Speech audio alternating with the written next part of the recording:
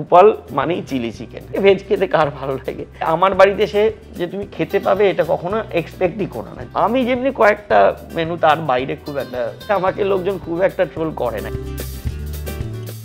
ভাল লাগে না আর মোটে, কেন কথায় কথায় এত যাও চোটে, ফোন বন্ধ নেই সারা শব্দ, আরে ঘাট হয়েছে আমারই শব্দ, আরে এমন তো ঘটেই টুকটাক, তা বলেই হরতাল দিনভর, এই ফেব্রুয়ারি মাসেই ব্যাড লাক, গোমরা বিকেলটাই ক্লিন বোর, এই সামান্য ভুলকে ঘা করো না চুলকে, যা হয়েছে যাগে বলছি কি আগে, আজ একটা করলে হয় না। এটা আমাদের নতুন অ্যালবামের গান ভালোবাসা। আজকে আমরা চলে এসেছি উপল সেনগুপ্তর বাড়িতে, বুঝতেই পারছেন গানে আড্ডায় জমে গেছে বিষয়টা। সল্টলেকের বাড়িতে আমরা রয়েছি এই মুহূর্তে, আমাদের food for thought face to face আজকে কিন্তু জমে যাবে। কেমন আছো বলো? আমি তো অলওয়েজ ভালো থাকি, কোনোদিন এরকম হয়নি যে আমি খারাপ থাকি। হ্যাঁ, ফুটবল খেলতে গিয়ে হাত ভাঙলেও আমি ভালো থাকি। হ্যাঁ, তো ফলে আর এত সুন্দর সুন্দর বন্ধু আমাদের চারিপাশে রয়েছে, হ্যাঁ, যে আমি সবসময় ভালো থাকি। বেশ, যেহেতু আমাদের ফুড ফর থটের আজকে আড্ডা, যেহেতু খাওয়া দাওয়াটা ঘুরে ফিরে আসবে, আমি যেটা তোমার কাছে শুনতে পেলাম, মানে ঢোকা মাত্রই তুমি যেটা গুড নিউজটা দিলে, তোমার একটা রেস্তোরাঁ আসছে, মানে তুমি খুলছো। অ্যাকচুয়ালি না, রেস্তোরাঁ খোলার খুব একটা প্ল্যান ছিল না।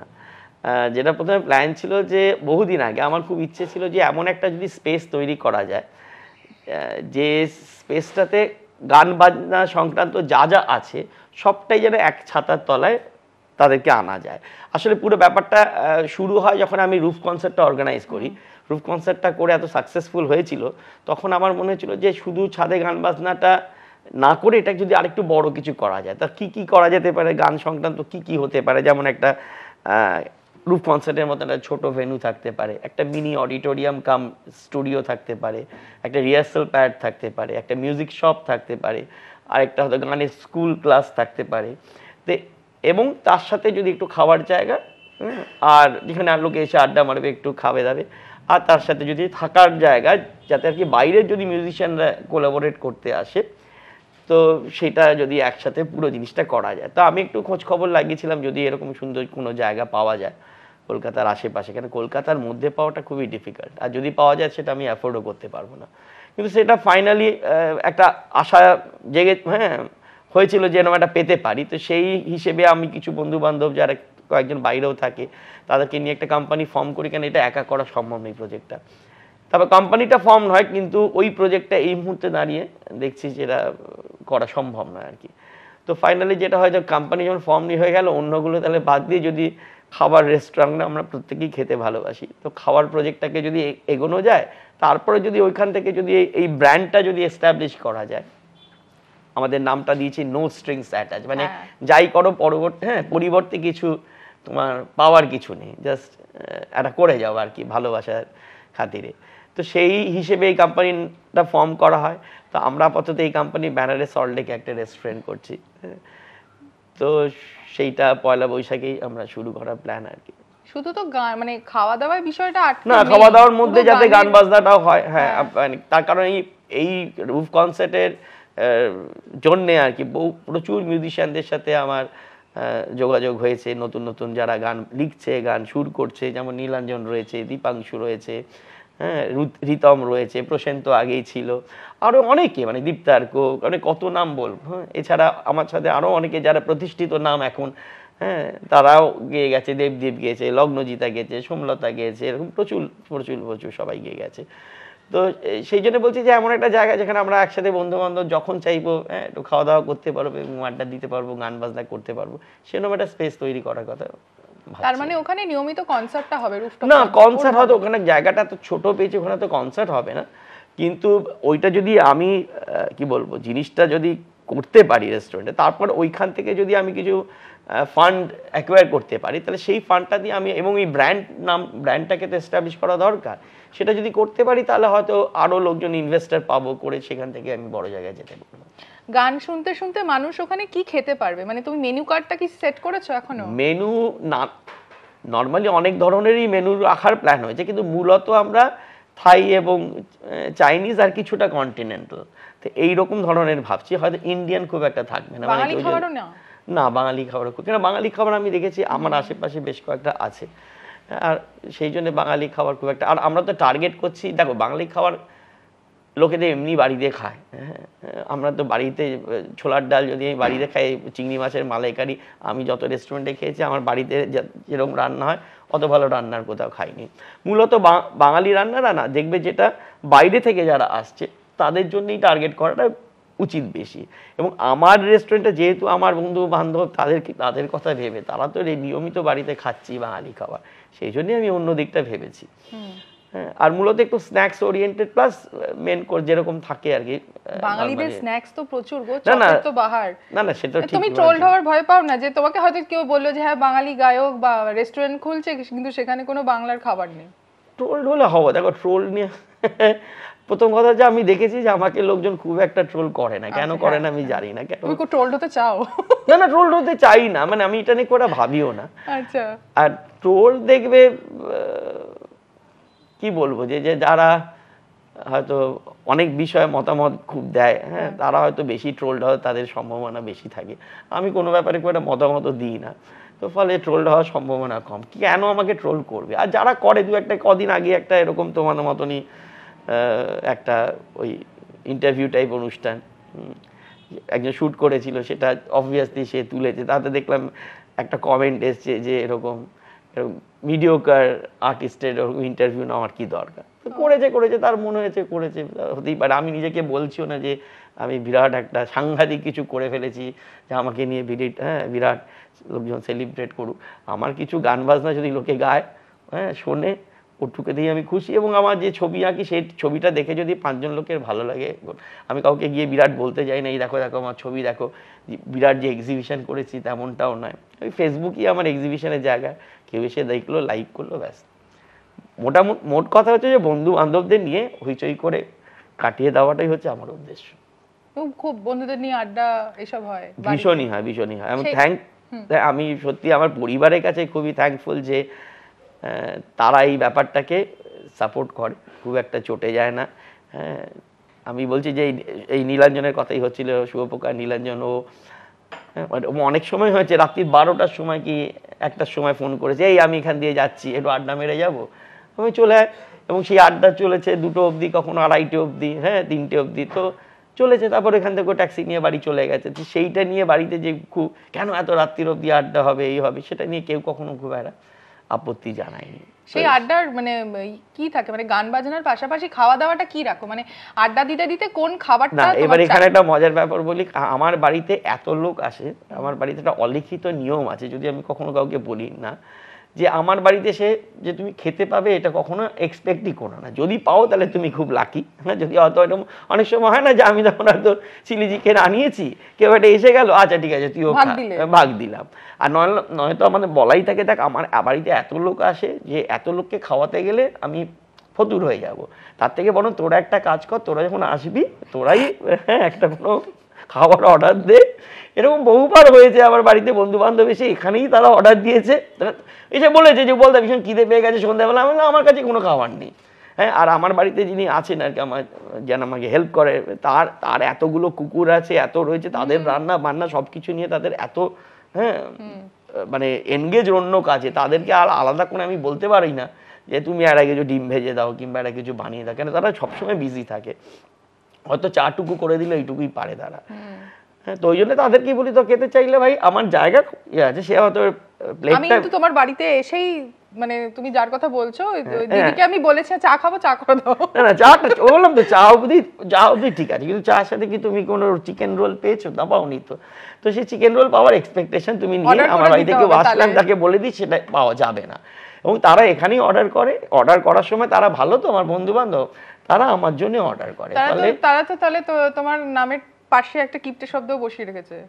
না সেটা আগে বসাতো, কিন্তু ইদানিং আর বসা নাই। তার কারণ নাকি এরকম বহু জায়গা আছে যে তাদেরকে আমি আলাদা করে খাইয়ে দিয়েছি, তো ফলে সেই অর্থে কেউ বলতে পারবে না যে আমি। তোমার প্রিয় খাবার কি? আমার প্রিয় খাবার আমি বলতে পারবো না, কিন্তু লোকে বলে যে উপাল মানেই চিলি চিকেন। হ্যাঁ, আচ্ছা, এটা অনিন্দই মেনলি বলে আর কি, যে আমার কাছে চিলি চিকেন থাকলে আর পৃথিবীর অন্য খাবারের কোনো দরকার নেই, ওটা খেয়ে আমি থেকে যেতে পারবো। চিলি চিকেন খেয়ে একটা গোটা দিন, মানে গোটা দিন, গোটা সকালে, বিকেলে, সন্ধ্যেবেলা, রাত্রিবেলা, 4 বেলাই আমি চিলি চিকেন খেয়ে থাকতে পারি। মানে তার মানে তুমি ফুডি নও? ফুডি নই কথা বলবো না, আমার অনেক ধরনের খেতে ভালো লাগে, কিন্তু আমি খুব এক্সপেরিমেন্টাল ফুড, নানান রকম ধরনের, স্পেশালি যখন বিদেশে যাওয়া হয়, আমেরিকা যাওয়া হয়, অনিন্দ যেমনি নানান রকম খাবার ট্রাই করছে কখনো।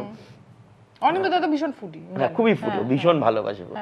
আমি যেমনি কয়েকটা মেনু, তার বাইরে খুব একটা যেতে পছন্দ করি না। কিরকম চিলি চিকেন একটা না, অনেক কিছু দেখো না, আমি বাইরে গেলে স্যালাড খেতে পছন্দ করি, সিজার স্যালাড খেতে পছন্দ করি। আমি যেমনি কি বলবো, ওই কম্বোডিয়া গেছিলাম, হ্যাঁ, আমার সাউথ এশিয়ান যে খাবারগুলো, যেগুলো স্পেশালি তোমার ওই কোকোনাট ইয়ে যে থাকে, কি বলে, যে গ্রেভিগুলো থাকে না, হোয়াইট গ্রেভি যেগুলো, সেগুলো আমার যে খেতে, যেমনি তোমার কি বলবো, আমি সব মালাইকারি, যেমনি একটা কথা বলছি, চিংড়ি মাছের মালাইকারি আমার যেমনি খুব ভালো লাগে।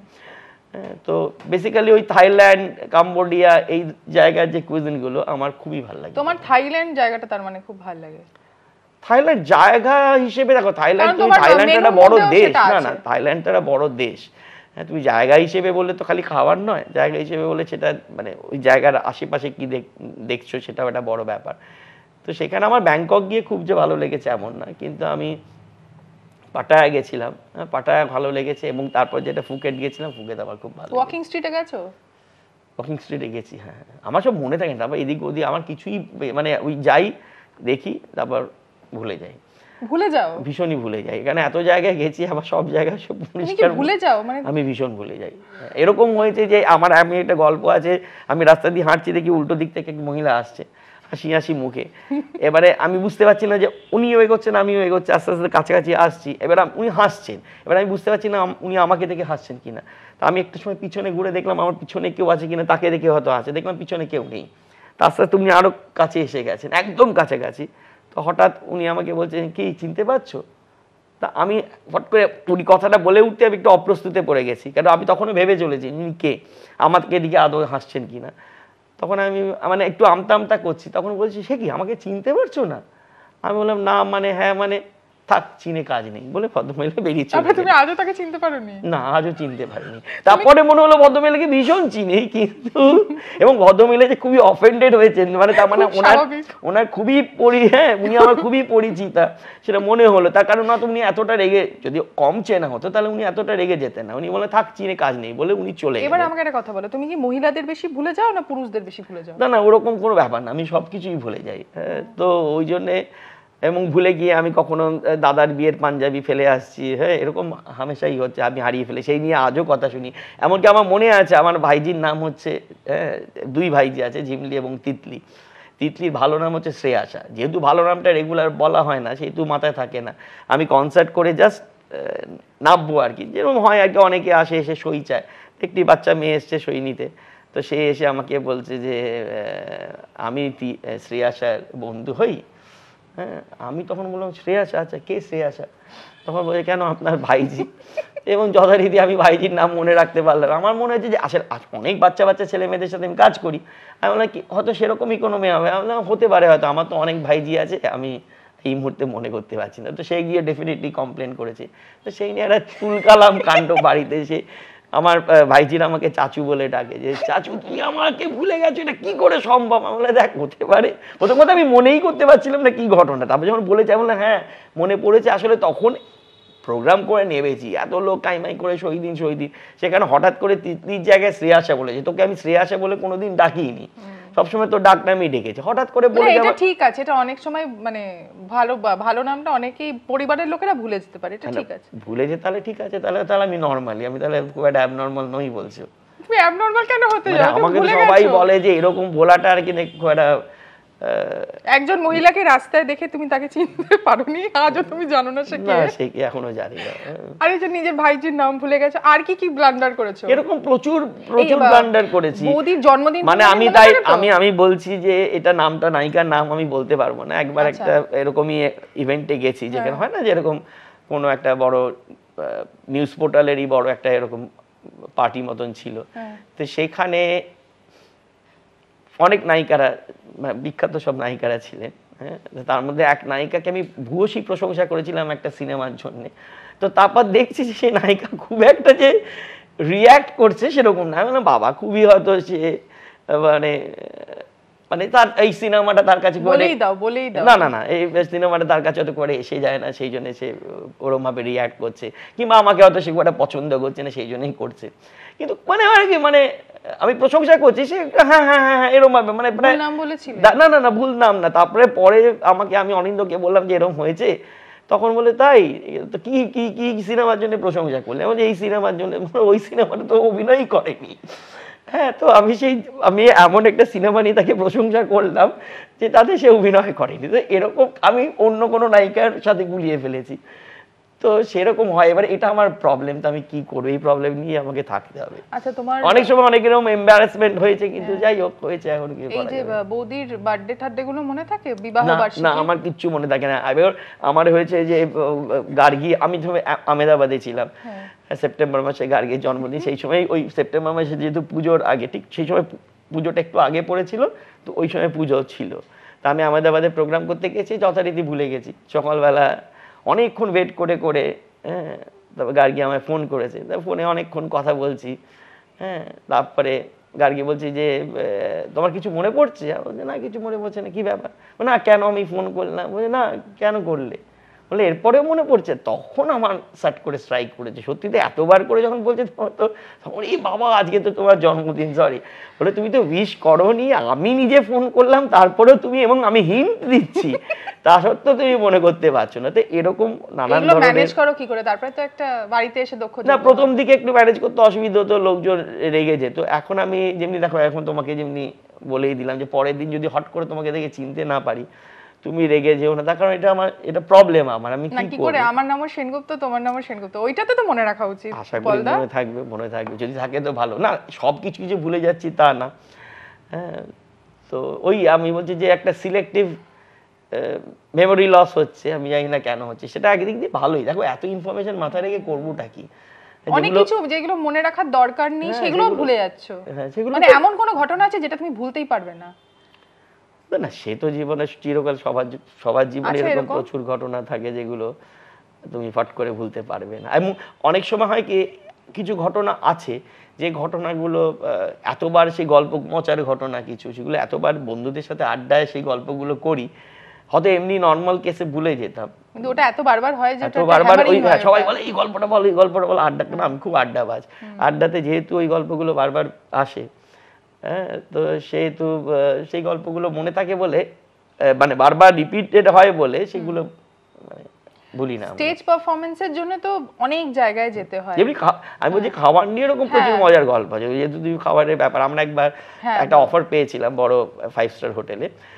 সেই অফারটা হচ্ছে যে ওই সময় পুজোর ঠিক আগে, যে তুমি যদি ওই 5 স্টার হোটেলে থাকো তাহলে খুবই, মানে দুজনে মিলে যদি থাকো তাহলে একটা খাওয়ার শুদ্ধ ইনক্লুডেড, খুবই বেশ সস্তায় ওরা জিনিসটা দিচ্ছিল। তো আমরা তখন যে ভাইজ্যাকে গেছি, তো আমরা মানে তোমাকে ব্রেকফাস্ট ফ্রি দেবে এবং লাঞ্চ আর ডিনারের মধ্যে যে কোনো একটা ফ্রি তুমি নিতে পারো।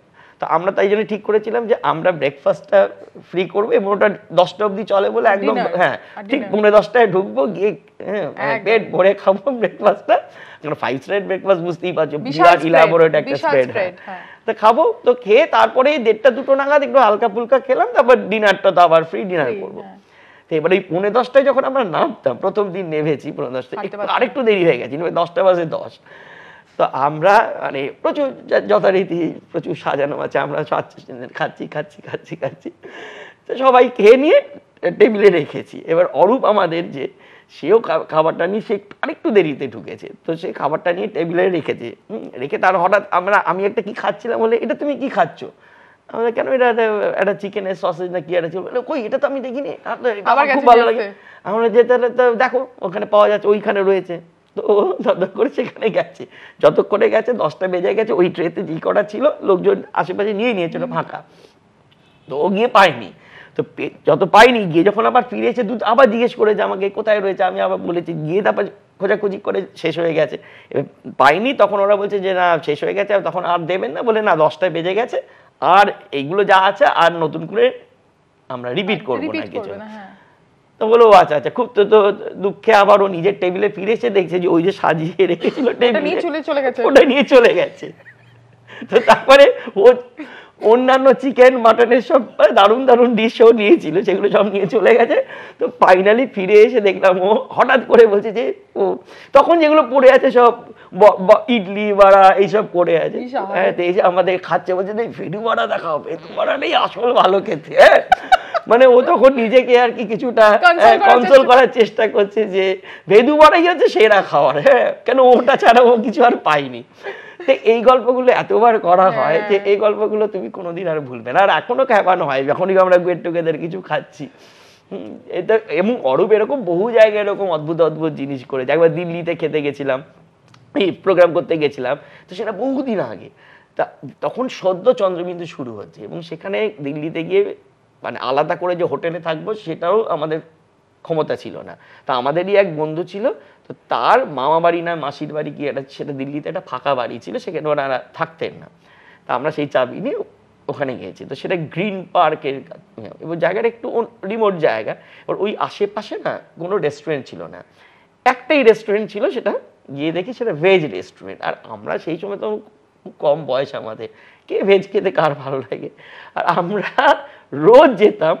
আর এরকম একজন বয়স্ক মোটা একজন ভদ্রলোক তিনি কাউন্টারে বসে থাকতেন আর কি, তাকে গিয়ে রোজ আমরা বলতাম যে ইধার মাংসা মাছলি মিলেগা, আর ওই ভদ্রলোক রোজই বলতেন ইয়ে ভেজ রেস্টুরেন্ট হ্যাঁ ভাই, ইধার মে ইয়ে সব নেই মিলতা হ্যাঁ। আবার পরের দিন ওখানে ওই 4 দিনের অনুষ্ঠান প্লাস এক্সট্রা দশমীর দিন বা সব নিয়ে প্রায় 5 দিন না 6 দিন ছিলাম। তো 6 দিন রোজ আমার আর কোনো রেস্টুরেন্ট ছিল না, ওই একটাই রেস্টুরেন্ট। তাই জন্য ফ্রাস্ট্রেশনটা তুমি বুঝে দেখো কিরকম ফ্রাস্ট্রেশন, যে একটাই রেস্টুরেন্ট সেটা ভেজ। তো রোজ আমরা একই প্রশ্ন করতাম, দাদা ইধার মে মাংসা মাছলি মিলেগা। তো লাস্টে ভদ্রলোক, আর ভদ্রলোক খুব সুইট, প্রত্যেকবার প্রশ্ন করছি, উনি তো রেগে যেতে পারতেন, উনি রেগে যেতেন না, উনি হাসতেন, কেন উনিও আমাদের ফ্রাস্ট্রেশনটা বোধহয় বুঝতে পারতেন। উনি হেসে রোজই একই উত্তর দিতেন যে নেই মিলেগা, ইয়ে ভেজ রেস্টুরেন্ট হ্যাঁ ভাই। তো লাস্টের দিন যখন আবার এই একই প্রশ্ন করে না লাস্টের দিন যখন প্রশ্ন করেছে তখন ওই ভদ্রলোক বলছে ভাই ইধার শুনো, ইয়ে পেট কো না মারা জানোয়ার কা গুদাম মত বানাও।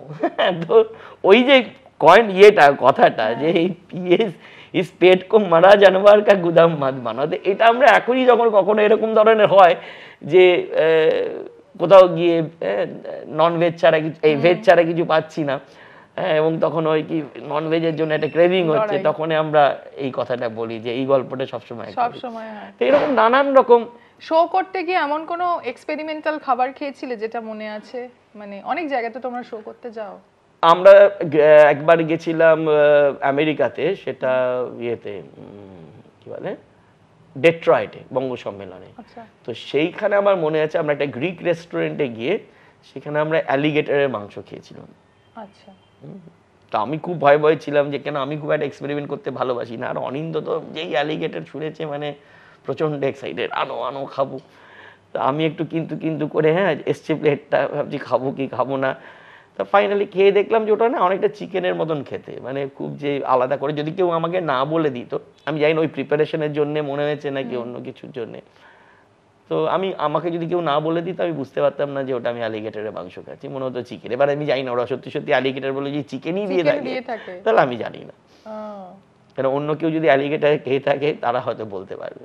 আমাদের আজকের আড্ডা প্রায় শেষের দিকে, আমাদের এই সময় অনলাইনে দর্শককে তুমি কি বলবে? বলবো যে খাবার থেকে ভালো জিনিস আর কিছু হয় না, হ্যাঁ। ফলে যদি সুন্দর সুন্দর সকালবেলা থেকে সন্ধ্যাবেলা যদি আপনি আপনার মনের মতন খাবারটা আপনার চোখের সামনে থাকে এবং আপনি খেতে পারেন, তাহলে দেখবেন সারা দিনটা আপনার ভালো থাকবে। তো ফলে এবং এই যে খাবার ভালো ভালো খাবার কি আছে আমাদের এখানে, সেই সব খোঁজগুলো তো আপনার এই চ্যানেলেই পেয়ে যাবেন। তো ফলে এটা নিয়মিত ফলো করুন আর দেখবেন নানান রকম অসাধারণ টিপস আপনারা পাচ্ছেন। ডাউনলোড করুন এই সময় অ্যাপ iOS ও অ্যান্ড্রয়েডের জন্য।